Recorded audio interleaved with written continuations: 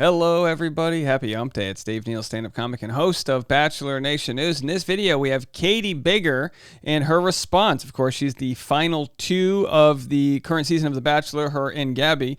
And she responds and then deletes her response, probably because producers said, take that down. She responds to a random fan account's TikTok account that had posted the kind of odd post-rose ceremony conversation between her and Gabby, and of course she has this ventriloquist act where her mouth isn't moving, so people, including myself, said, oh, they must have manipulated this audio, and as we find out, Kaity doesn't say they manipulated the audio, she just said there's more to the conversation, and she does a good job of trying to make a scene that no one can see what she says, but the audio guy's like, we got it all. So that's how it works, folks. No silence on The Bachelor, as Clayton Echard had just said yesterday in our video. Clayton Echard said, look, there's no alone time. Fantasy Suites are the only alone time. After that, you are on camera, you are mic'd up. And we're also going to hear what Susie Evans had to say about why she thought she was a horrible pick for Clayton's final pick because of their lack of compatibility. So we'll get into all this, plus some purity culture conversation regarding this high standard that Zach set. I actually disagree with the point of it being about purity culture, that Zach didn't want to have sex with anyone. I think he was fine having sex with multiple people. I think he was worried about the outcome that would have happened if he had done that, and we see that play out now. Follow me on Instagram at dneals, patreon.com/Dave Neal for behind-the-scenes bonus content, and also Bachelor Rush Hour, the daily podcast every afternoon. All right, let's get into it. So here's the 35-second long TikTok, and it says, Kaity tells Gabby that she knows about her fantasy suite with Zach. This was the moment after they both received their roses, and they thought they had a quiet moment together. Have a listen. She says, I know you were the only... Hold on. I want to make sure it's clear we know exactly what she says. I know you were the only one. I feel like I'm wearing like an A on my chest. And then Gabby says, I feel like I'm wearing the letter A on my chest, the scarlet letter over here. Scarlet letter over here. Oh my God.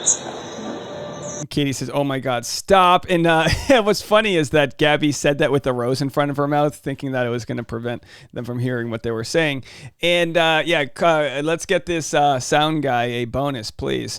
So yeah, obviously these conversations can last way longer than what we see on camera. So what we have that Kaity said was, Gabby and I are very close friends. The entirety of that conversation was not shown. So please take a step back and realize that. And of course, just saying, look, this isn't a snarky thing where Katie's talking to Gabby about you're the only one.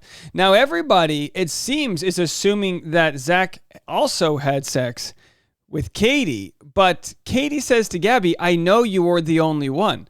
Kaity doesn't say, I know you were the only one between you and Ariel.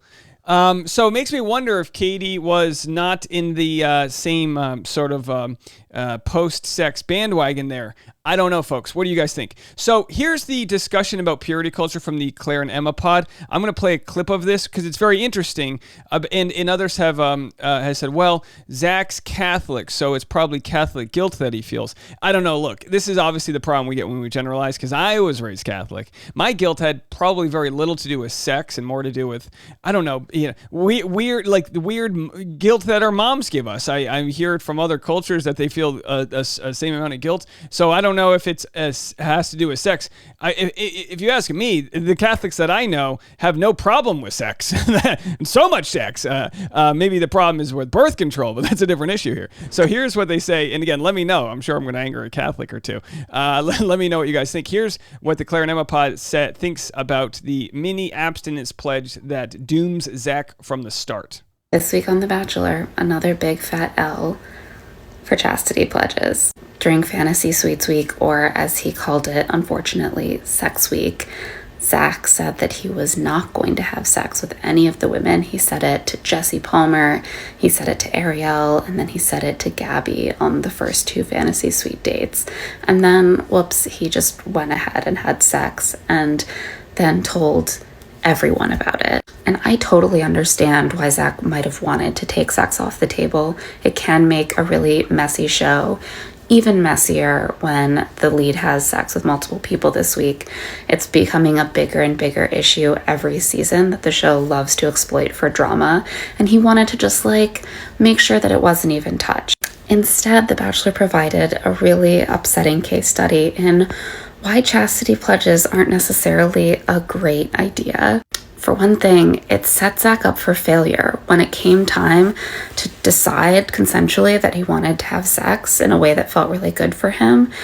He was already in a bad position. And this is a great reel she's got here. My viewpoint is that whether or not he had the chastity pledge or not, it was going to get messy. I don't think, like I said, that he had the chastity pledge because he had this grand moral view on it all. I think he realized it's the same thing with that, like, don't say I love you to anybody. It's not a don't say I love you pledge. It's I don't want, when it's all said and done, the person I chose to be like, why did you say you loved Serene too? No-win position, and people were going to get hurt because he had turned having sex that week into something inherently bad, something that was inherently a failure. He went out of his way to make it the world's business, whether he stuck by some sort of personal pledge not to have sex. And so when he did have sex, then he had sort of invited, or so he felt, the world into knowing about the fact that he had sex, which is pretty violating to him, but much more so to the woman involved who never consented to any of this playing out this way. Yeah, so that part's a whole different conversation we're going to get to in the next video, so make sure to hit the subscribe button if you haven't already, if you're watching this on YouTube. But yeah, the idea that he took the ball and assumed he could talk about what happened in the fantasy suite without getting, that consent from Gabby, that's the violation. So of course, this chastity vow ended where many, many chastity vows do, with a young woman being publicly shamed for perfectly healthy, consensual sexual activity. I get that point too. I just don't think that it was that was Zach's intention, but behind the pledge. But it's a great point that whether or not it was intention, it is purity culture that makes us put this much shame on the act. So yeah, absolutely. Here's what Susie has to say about her fantasy suite that she had with Clayton. She was on Nick Vile's podcast. I think that I had moved past like the physical intimacy side of things. The emotional side of things, I remember struggling for a long time thinking like, and to this day, I still kind of think, I'm like, why did you pick me? Like, we aren't compatible. And I think it's more of a testament to the process of the show. You don't get enough quality time with that person. In my mind, I mean, that privacy behind fantasy suites, like in my mind, I was like, I would have to ask every question under the moon. I would want to really know that person on such a deeper level. I would want to know so much about them as a person, because that's the only time you get to like truly be real and raw and like not have to worry about the world judging you. But the show doesn't give you enough time to have those kind of conversations.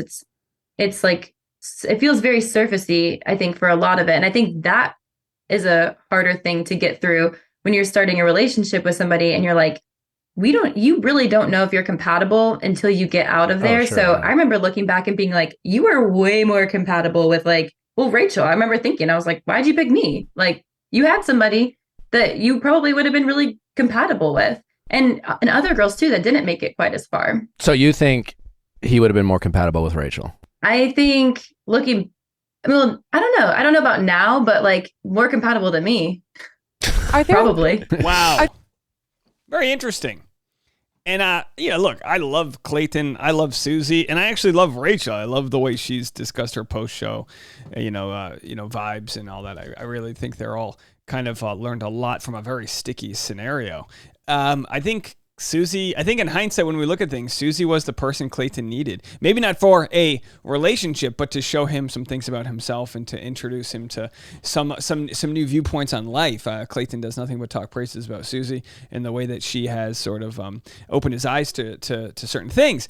With that said, it's still got to be tough and sting for Clayton to hear from your ex, hey, he chose the wrong one, because Clayton also mentions that he had discussed with Rachel Recchia the idea of possibly getting back together, and he said that ship has sailed. So maybe he did blow it in some senses, but look, She's got a great point, Susie does here, in that you don't have enough time to know if you're compatible with someone. And the show kind of needs that. The show has a bad success rate, but it would be even worse. Like, put it this way, the goal of the show is to get to an engagement. What happens after that, it doesn't really care about.